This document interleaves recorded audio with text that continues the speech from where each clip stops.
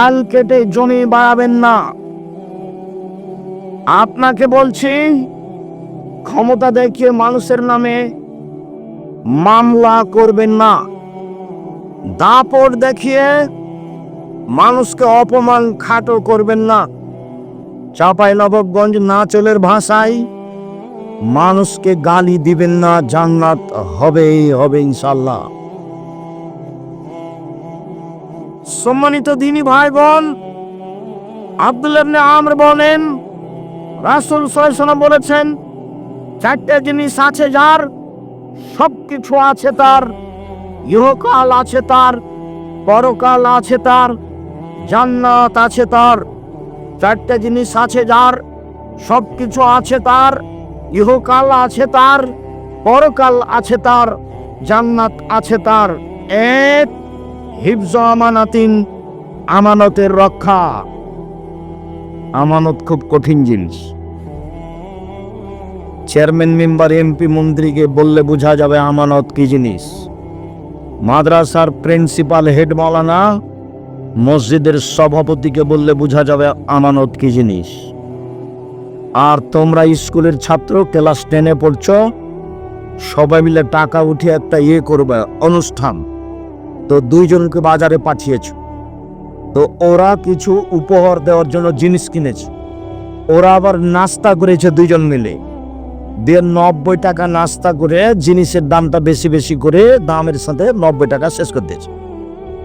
ওরা বলেছে দুইজনে এটা বলবি না, নাস্তার কথা বললে মন খারাপ করবে। তুমি ক্লাস 10-এ পড়ো, 90 টাকাতে হেরে গেছো, ঈমান হারিয়ে গেছে। আমানত আছে যার, জান্নাত আছে তার। আমানত নেই যার, জান্নাত নেই তার। আমানত খুব কঠিন জিনিস। আমানত আছে যার, ইহকাল আছে তার, পরকাল আছে তার।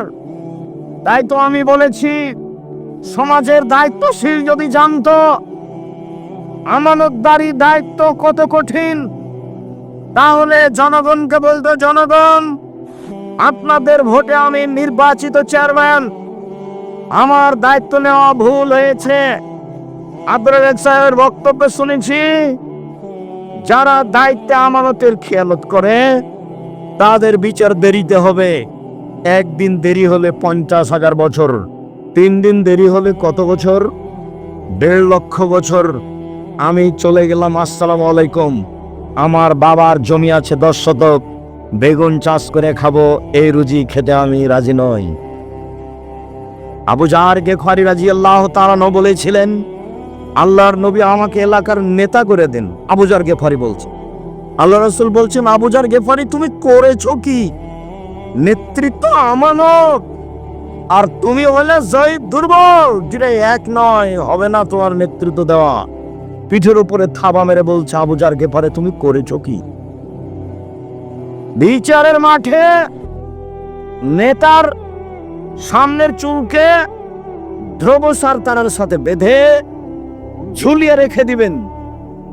এরপরেও বলবে, এইভাবে আমার ঝুলে থাকা ভালো দুইজনের মাঝে দায়িত্ব পালন করার চেয়ে।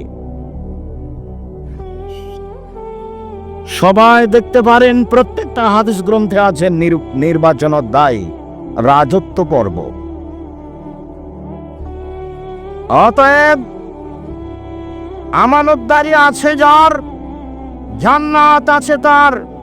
2, হুসনু খালিকাতিন, ভালো চাল চলন যার, জান্নাত আছে তার। 3, সিদকু হাদিসিন, সত্য কথা যার, জান্নাত আছে তার। 4, ইফাতুন ফি তুমাতিন, বৈধ রুজি যার, জান্নাত আছে তার। 1, দিন মজুরি। 2, বৈধ চাকরি। 3, জমি চাষ, জাতির উপকার করা যাবে না, বেঁচে থাকা যাবে মাত্র। 4, ব্যবসা, চকলেট হলেও জাতির উপকার করা যাবে। সারাদিনে 500 টাকা যদি 200 টাকা যদি বিক্রি করি, তাহলে 100 টাকা যদি লাভ থাকে, 30 টাকা খাবো, 70 টাকা থেকে যাবে। আর লিখতে সাধন স্কুল বা হিংসা, মোহাম্মদ সাল্লাল্লাহু আলাইহি ওয়াসাল্লাম বলেন, বিবেচনা করে মধ্যম পন্থায় খরচ করা অর্ধেক জীবিকা নির্বাহ। মধ্যম পন্থায় খরচ করা অর্ধেক জীবিকা নির্বাহ। আয় অনুপাতে ব্যয় করা অর্ধেক জীবিকা নির্বাহ। বোকামি খরচ করলে সংসার ধ্বংস হবে, আর বউ যদি হস্তিনী হয় তাহলে সংসার এমনিতেই ক্ষতিগ্রস্ত হবে। হস্তিনী কি জিনিস? ঘর বাড়ি ভালো করে ঝাড়ু দেয় না, জিনিসপাতি ভালো করে সাজগোজ করে রাখে না, চাউল তরি তরকারি এসবগুলো ঢেকে রাখে না। আল্লাহ রাসূল বলছেন, পৃথিবীর মানুষ শোনো, এজামসাইতুম কুফু সিবিয়ানাকুম, সন্ধ্যার সময় বাচ্চাদের ধরে রাখো, এই সময়তে শয়তান ছড়িয়ে পড়েছে। রাত একটু পার হলে বাচ্চা ছেড়ে দাও। শয়তান যদি বাচ্চাকে দেখতে পায় তাহলে বাচ্চা চিল্লাচিল্লি করবে, কাঁদবে। ছাদের উপরে নিয়ে যাওয়া যাবে না, আঙিনায় উঠানে নিয়ে যাওয়া যাবে না, বাইরে খুলিতে চত্বরে নিয়ে যাওয়া যাবে না, ওকে ঘরে আটকে রাখতে হবে। 2, পাগলে ওয়াজ করুল্লাহ, দরজা বন্ধ করো, জ্বালানা বন্ধ করো, বিসমিল্লাহ বলো। তোমার মাকে জিজ্ঞাসা করে দেখি, আজকে জীবনে কোনোদিন বিসমিল্লাহ বলে দরজা বন্ধ করেছিল? মনেই নাই। পেশাব পায়খানায় গেলে দোয়া মনে থাকে না, আবার এইটা। জীবন এমনিতেই চলছে গরু ছাগলের মতো। বক্তব্য শুনতে এসে দোকানপাটে বসে থাকা যেমন, গরু ছাগলের জীবনও তেমন, তাফসীর মাহফিলও তেমন। এই সবজি লেখার কাহিনী।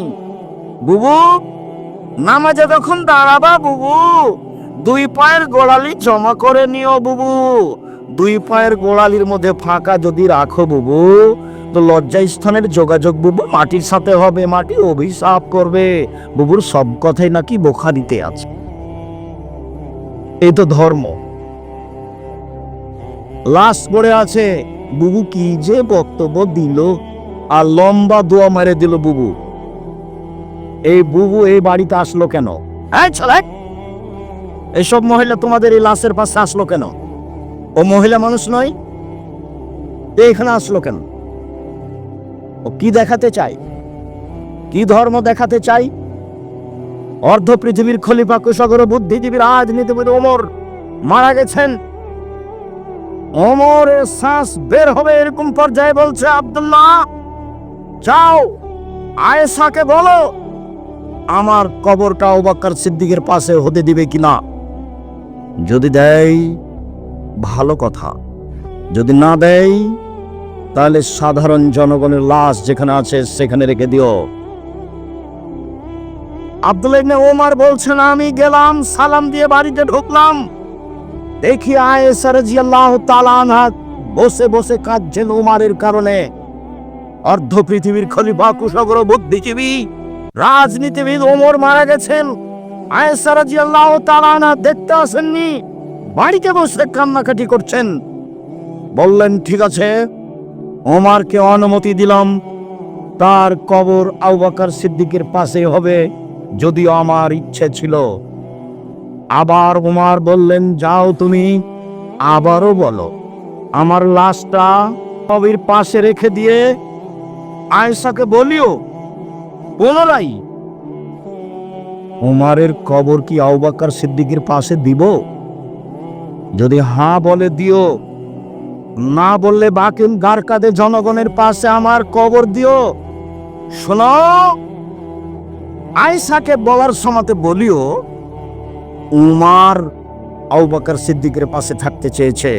বলিও না যে আমিরুল মুমিনিন চেয়েছে, আমিরুল মুমিনিন বলো না। আরে 20 বছর আগে তার চেয়ারম্যানই পদ শেষ হয়েছে, বলছে সাবেক চেয়ারম্যান, বলছে সাবেক প্রিন্সিপাল। এই ছেলে, কথা আমি বুঝাতে পারিনি, বুখারীর হাদিস। ওমর কি বলছেন ছেলেকে? যে আব্দুল্লাহ আয়েশার কাছে গিয়ে বলিও যে কবরটা আবু বকর সিদ্দিকের পাশে দিতে দিবে কিনা। বলার সময়তে বলিও ওমর চেয়েছে, বলিও না যে আমিরুল মুমিনিন চেয়েছে। না, বুঝাতে পারলাম না কথা। আয়েশাকে গিয়ে বলিও না যে কে চাচ্ছে জায়গা, আমিরুল মুমিনিন চাচ্ছে, এটা বলিও না। আমি এখন জাতির আমিরুল মুমিনিন নই। অর্ধ পৃথিবীর খলিফা, কুশাগর, বুদ্ধিজীবী, রাজনীতিবিদ ওমর যাকে দেখে রাস্তাতে শয়তান চলে না। আল্লাহর নবী বলছেন, জান্নাতে ঘুরছিলাম, দেখলাম খুব টকটকে ঝকঝকে ঘর, অবাক হয়ে গেলাম, এত সুন্দর ঘর। পাশে একজন বৃদ্ধা মহিলা। আমি বললাম, ঘরটি কার বলতে পারো? মহিলা বলল, ঘরটি উমারের। আমি আঁতকে উঠলাম। উমারের আত্মমর্যাদা আমার স্মরণ হলো। আমি ভিতরে যেতে চেয়েছিলাম, কিন্তু উমারের আত্মমর্যাদাকে হিসাব করে আমি এই ঘরের ভিতরে যাইনি। আল্লাহ রাসূল বলছেন, আমি উমারের আত্মমর্যাদাকে হিসাব করি। উমার অর্ধ পৃথিবীর খলিফা, কোষাগর, বুদ্ধিজীবী, রাজনীতিবিদ উমর বলছেন, বলিও যে উমার চেয়েছে, বলিও না যে আমিরুল মোমিনিন চেয়েছে।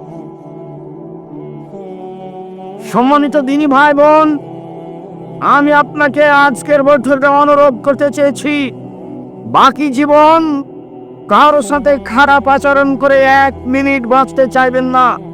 যা হবে হবে। অর্থ সম্পদ কেউ লুটে নিল, কেউ গালি দিল, কেউ মামলা করলো। আসামি হয়ে যেতে রাজি আছি, বিবাদী হয়ে, বাদী হয়ে নয়।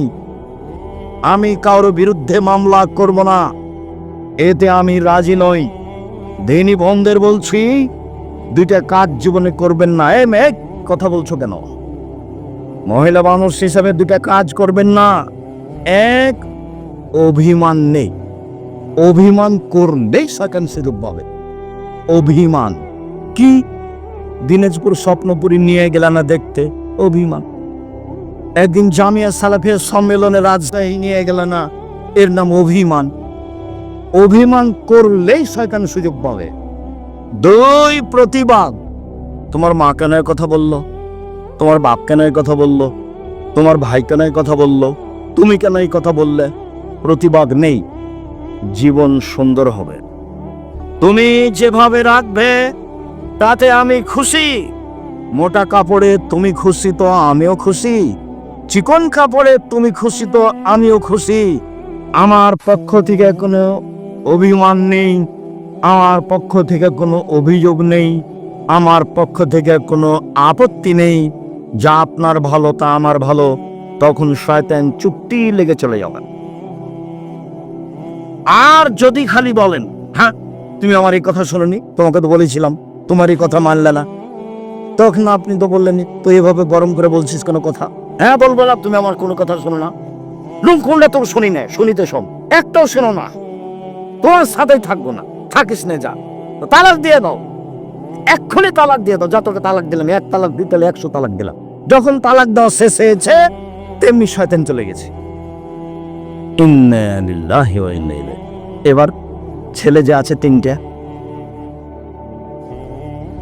এখন কিন্তু আর শয়তান নেই। বেগুন তুলে খেলে গাছ এখনো আছে, আর মোলার গাছ তুলে খেলে এই গাছটাই শেষ। তালাক দিলে কি হবে? বুদ্ধি শেষ। অন্য পথে যাবেন, তালাকে যাবেন না। অন্য পথে যাবেন না, তালাকে যাবেন না। সতর্কতার যে কোনো পথ অবলম্বন করেন, তালাকে গেলেই বিপদ। সম্মানিত দিনী ভাই বোন, আবু হুরায়রা রাদিয়াল্লাহু তাআলা আনহু বলেন, রাসূল সাল্লাল্লাহু আলাইহি সাল্লাম বলেছেন, পৃথিবীর মানুষ শুনে রেখো,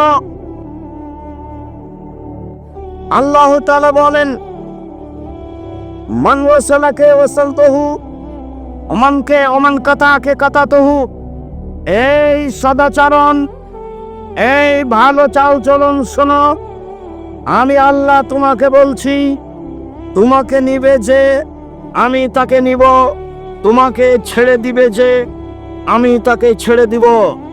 সদাচরণ নেই যার, আল্লাহ নেই তার। সদাচরণ আছে যার, আল্লাহ আছে তার। আয়েশা রাদিয়াল্লাহু তাআলা আনহা বলেন, সদাচরণ আল্লাহর আরশ ধরে এরকম ঝুলন্ত অবস্থায় ঝুলে বলে, আমি সদাচরণ বলছি, ওমান ওয়াসালানি ওয়াসালাহুল্লাহ, ওমান কাতানি কাতাহুল্লাহ। আমি সদাচরণ, আমাকে যে নিবে আল্লাহ তাকে নিবেন। আমি সদাচরণ, আমাকে যে ছেড়ে দিবে আল্লাহ তাকে ছেড়ে দিবে। আব্দুল সাহেব, দুনিয়াতে যারা জুলুমবাজ, টাকা পয়সা তাদের, যারা হিন্দু ও মুসলিম, টাকা পয়সা তাদের। আপনি তো বলছেন সদাচরণ যার আল্লাহ তার, সদাচরণ নেই যার আল্লাহ নেই তার। তাহলে যাদের সদাচরণ নেই তাদের তো অর্থ সম্পদ থাকলো, তাহলে তার আল্লাহ থাকলো না কি করে? শুনুন, দুনিয়া সবাই ভোগ করতে পারে, আর দুনিয়া হুবতেন কাজেরা। দুনিয়া হচ্ছে মিঠে বস্তু, একরহন বারণ ফাজেরও। ভালো মানুষও খায়, মন্দ মানুষও খায়, পরকাল ভালো মানুষের জন্য। অতএব দুশ্চিন্তা ভোগ করবেন না। কষ্ট হলেও সদাচরণের বিনিময় জান্নাত, ফল ভালো হবেই হবে। টাকা কম আছে, শান্তি বেশি আছে, কারো সাথে ঝগড়া নেই, মামলা মোকদ্দমা নেই, নিশ্চিন্তায় থাকি, পয়সা অল্প উপার্জন করি, দিন কাটাই। আবু মুসা আশআরী রাদিয়াল্লাহু তাআলা আনহু বলেন, রাসূল সাল্লাল্লাহু আলাইহি সাল্লাম বলেছেন, আল মুমিন লিল মুমিন কাল বুনিয়ান ইয়াসুদ্দু বাযুহু বাযান। একজন মুমিন আরেকজন মুমিনের সাথে এইভাবে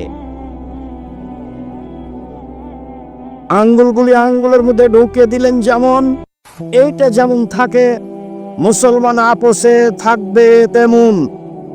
নোমান ইবনে বাসির বলেন, রাসূল সাল্লাল্লাহু আলাইহি সাল্লাম বলেছেন,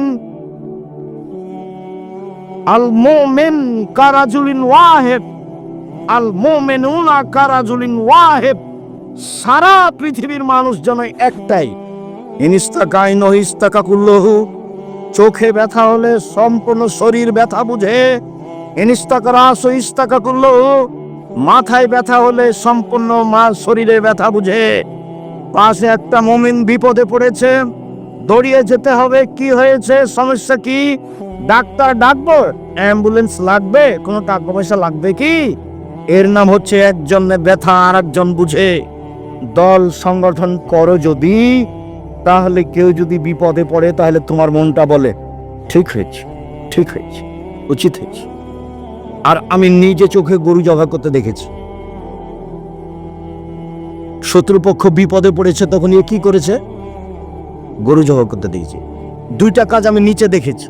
তাহলে গরু জবাই করতে আমি নিজে দেখেছি, আর দুই ভাই গন্ডগোল করে ঢেঁকি কেটে ভাগ করে নিয়েছে, এটা আমি নিজে দেখেছি। ঢেঁকি কেটে ভাগ করে নিয়েছে।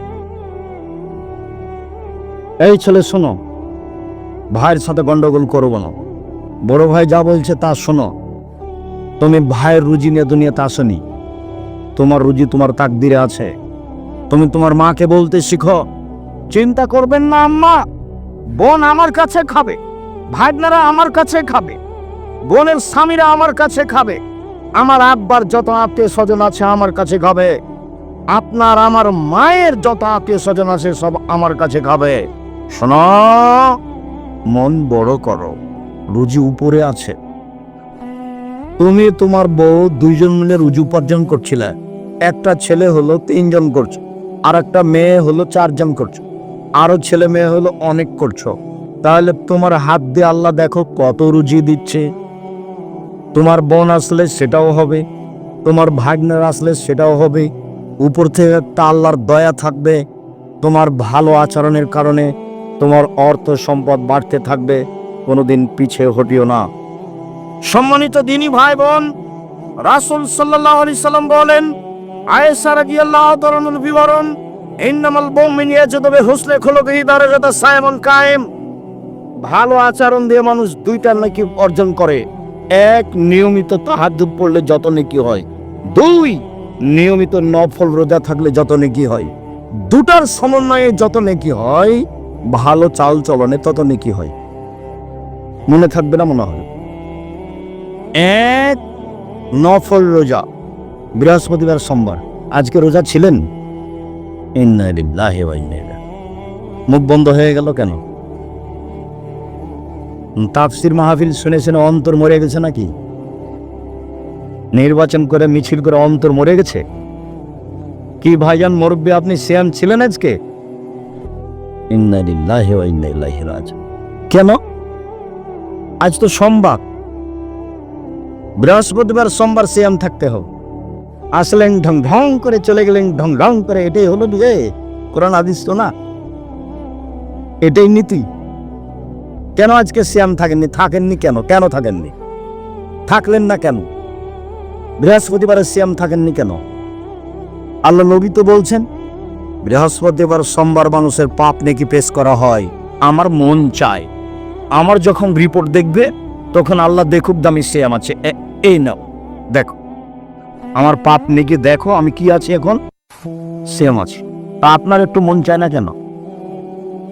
ইবাদতের জগতের সবচেয়ে দামি ইবাদত সিয়াম। কি ইবাদতের জগতে সবচেয়ে দামি ইবাদত, কেন আপনি সিয়াম থাকেন?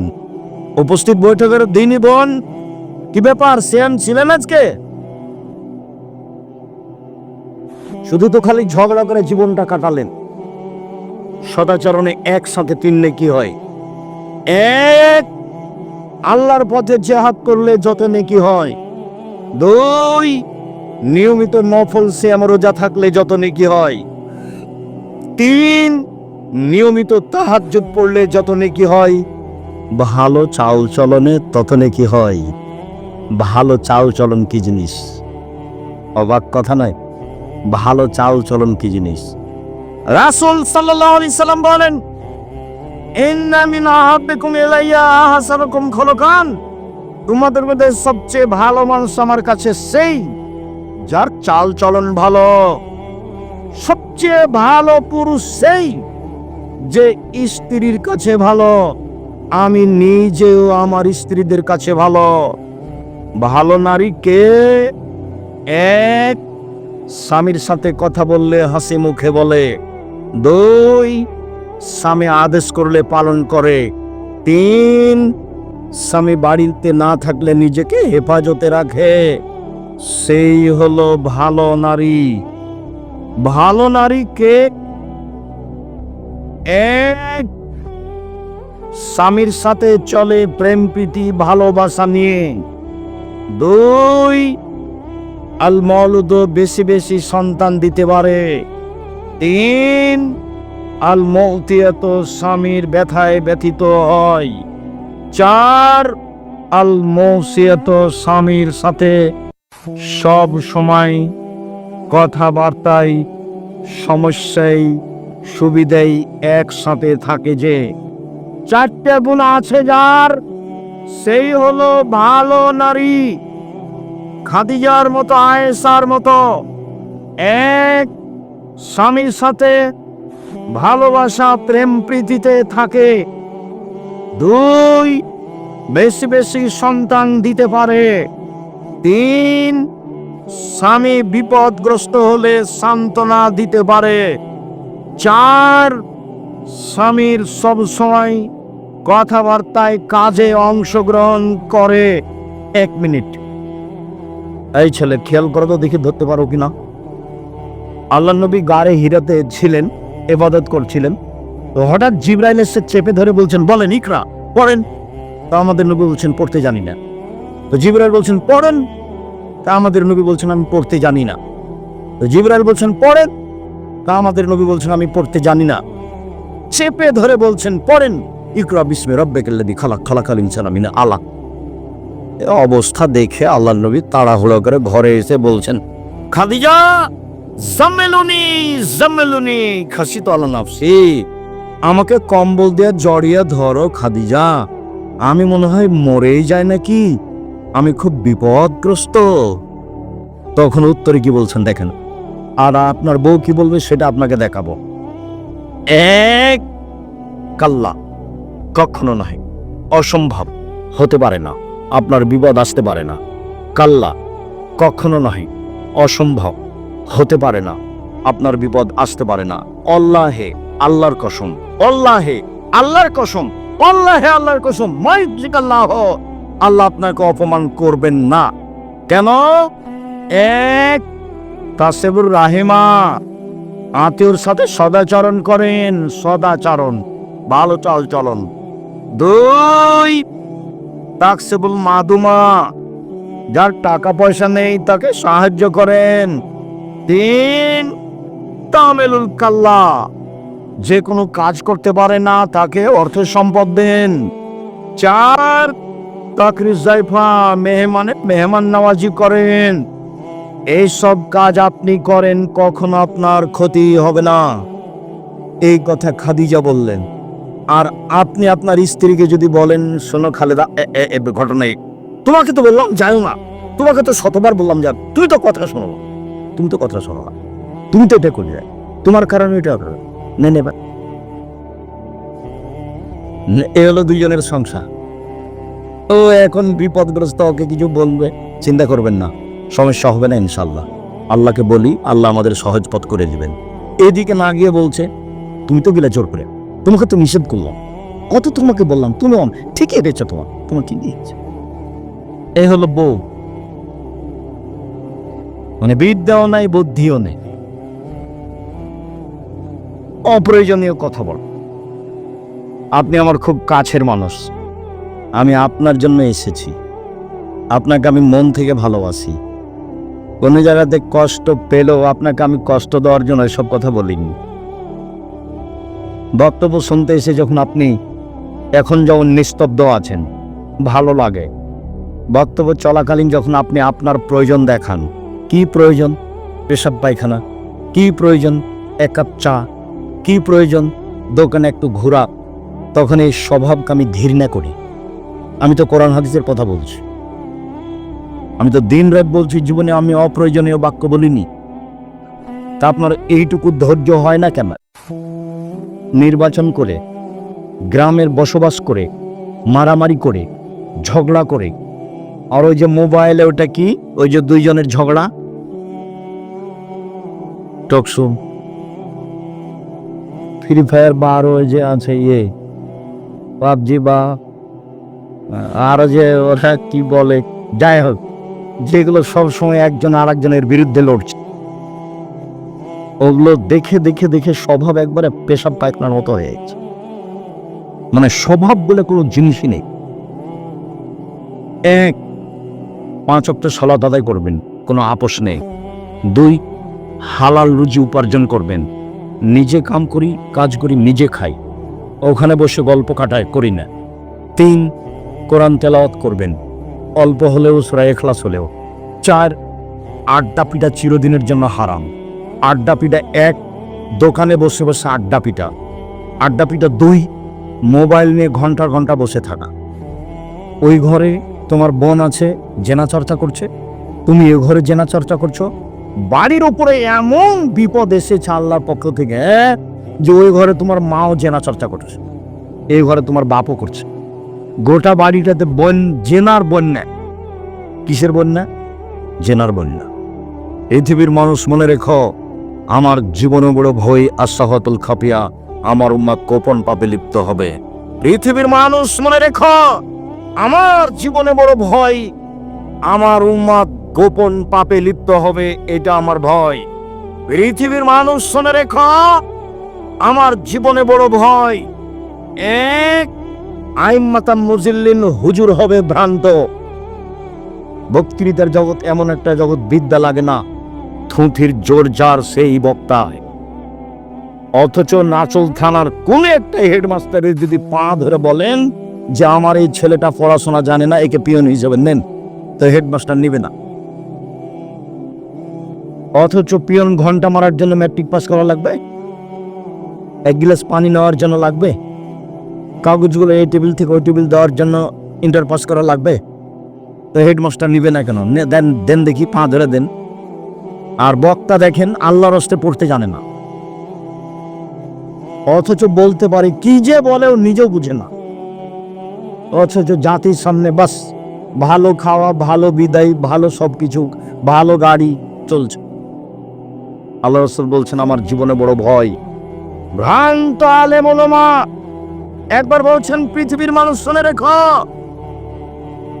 এখন তো মিনবাদি আইম্মা, আমার পরে কতগুলি আলেম ওলামা হবে, ইসলামে বেগের সুন্নতি ওয়ায়াদুনা বেগের হাদিয়াতি, আমার আদর্শ ছাড়া অন্য আদর্শ ধরে বলবে এটাই রাসূলের আদর্শ, আমার সুন্নাত বাদ দিয়ে অন্য সুন্নাত ধরে নে বলবে এইটাই রাসূলের আদর্শ।